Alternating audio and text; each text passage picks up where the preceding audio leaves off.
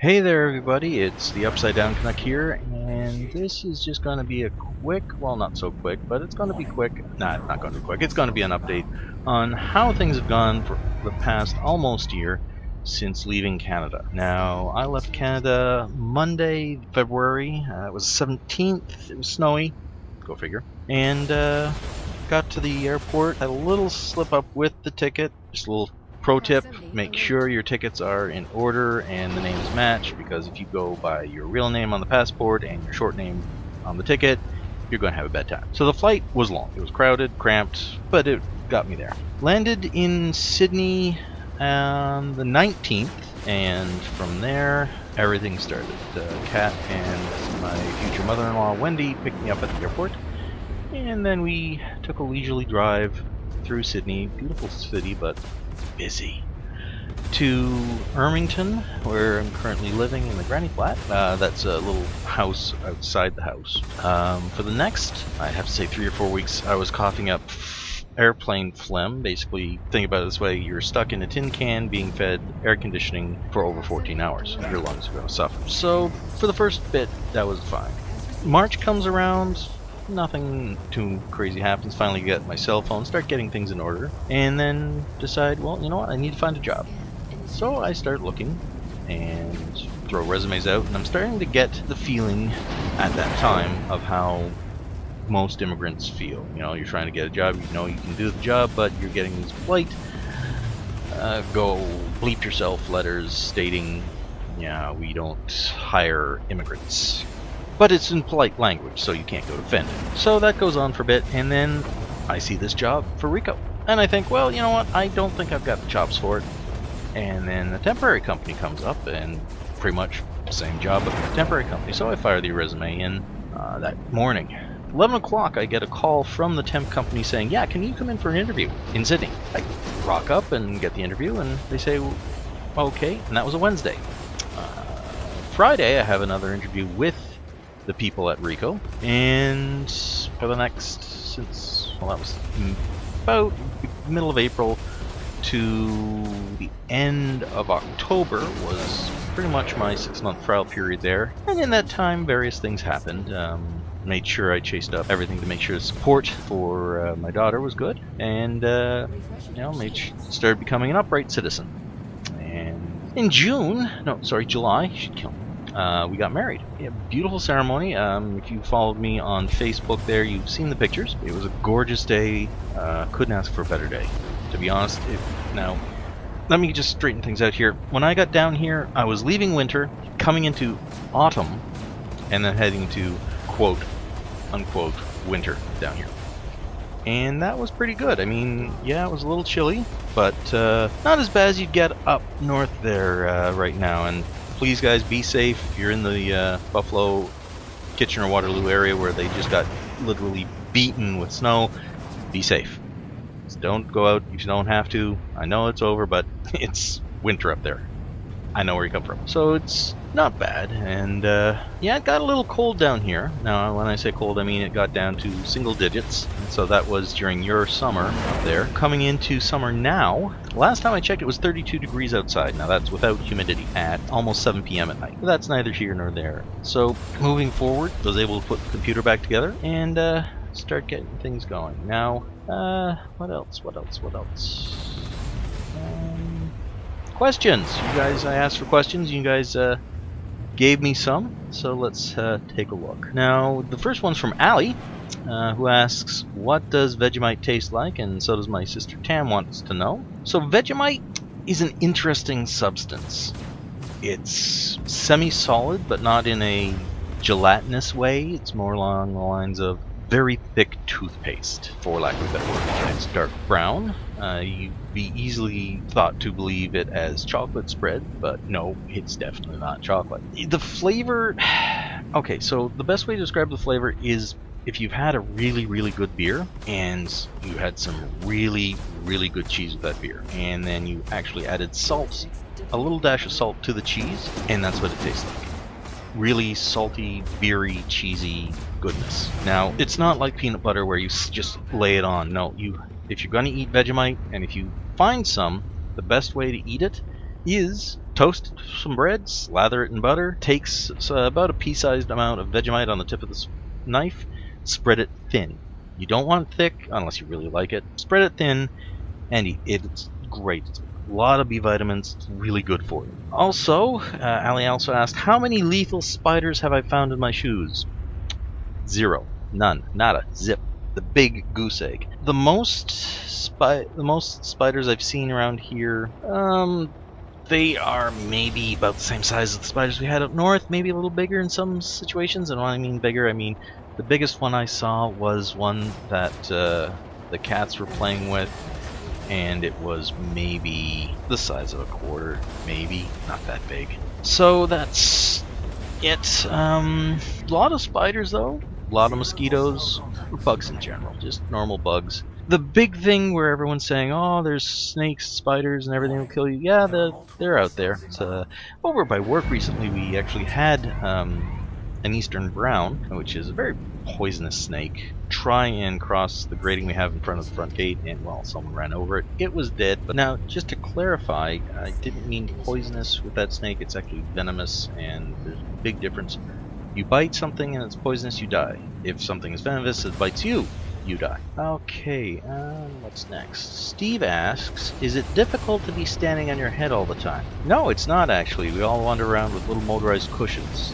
To be honest, we're not upside down, you are. So I ask you, what's it like to be standing on your head all the time? Rick asked, have you tried making kangaroo poutine yet? Now see, there's the thing. With kangaroo, it's a really, really, really, really lean meat. You really can't put it on the grill for too long, or it just toughens up to shoe leather. No, I haven't, but probably will be looking at doing that in the future, and that will be one of the episodes that'll be on the channel. So that's it for the questions. Just double check. Sure. See if anyone's asked it on the Upside Down Canuck Facebook page, which I really think y'all should take a look at and like. I know the guy, he's a good egg. Mallory. Yeah, sorry Mallory, nearly forgot about you. Is the wildlife, including spiders and bugs, really as scary as the media portrays it? No. The big things are sharks, snakes, jellyfish. Yeah, those are the big ones that everyone tells you about. But you know what? They're nowhere near where I am. They're out on the coast. They're out in the outback. They're in scrub areas. They're not in my area. They may be, but I don't see them. The most I see are flies, which are annoying as hell. Skinks. Little tiny skinks. Little lizards. They're everywhere.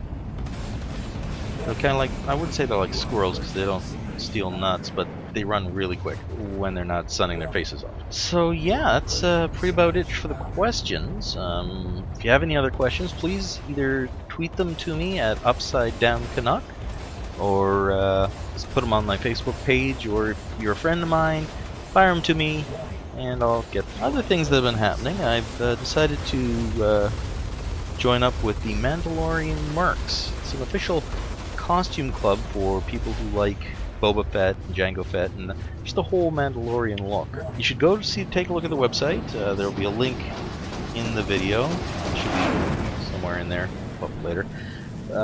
Yeah, they're a non-profit organization. A lot of charity work. Pretty visible. You can't miss them. All got helmets. 3D printing. I'm getting into that. I'm building my own 3D printer as well. Forge. I'm getting the Forge up and running sooner or later. Probably more later than sooner, considering the temperatures apparently it's going to go up to. And that's, I think, covered everything. Work, life around. Oh yes, life. You know, you're probably wondering if the cash money situation is the same as up north. It is, but it isn't. They use dollars down here. You've got a dollar coin, a $2 coin, the $5, $10, $20, $50, and $100 notes. Now, once I can get a hold of one of those, I'll do a video on the different sizes of currencies, just for interest's sake. But yeah, I'm getting a little bit more down here than I am up north when I was working for Arvado. It's not saying much, but the cost of living is a bit higher down here. Gas, you're looking at anywhere between 130, sorry, not $132. That feels like Sundays. $1.32 to $1.56 for the cheap stuff. The expensive stuff, you're looking closer to $1.60. They do have diesel and liquid propane down here. Again, cheaper. What else? What else? Macca's, McDonald's, same as up north, but actually the food's better. It just doesn't leave you feeling nauseated or greasy in your mouth.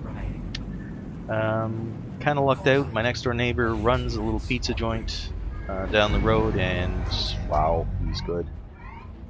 Food is awesome, but that goes without saying. Housing is a little different down here price-wise. It's stupid. Putting it bluntly, it is very stupid. You're looking at rent for a house, 1 bedroom in maybe a mid-decent area, 300 at the low end to 500 at the high end per week. Yeah, per week. If you're looking at someplace closer to Sydney or any of the big cities, you're probably looking at $800 to possibly more per week. They do it weekly down here. I'm not sure why, but they do it. Now, they also do something interesting. They auction houses down here. Now, I've seen them, and it's pretty interesting. However, with the great Chinese dream coming into us, you're looking at house prices in our area just going stupid. I mean, a 2-bedroom house went recently for over $1.3 million at auction. Yes, million with an M. 1.3 and 6 zeros. Yeah. Oh, no. Sorry, that would be $13 million. No, this was...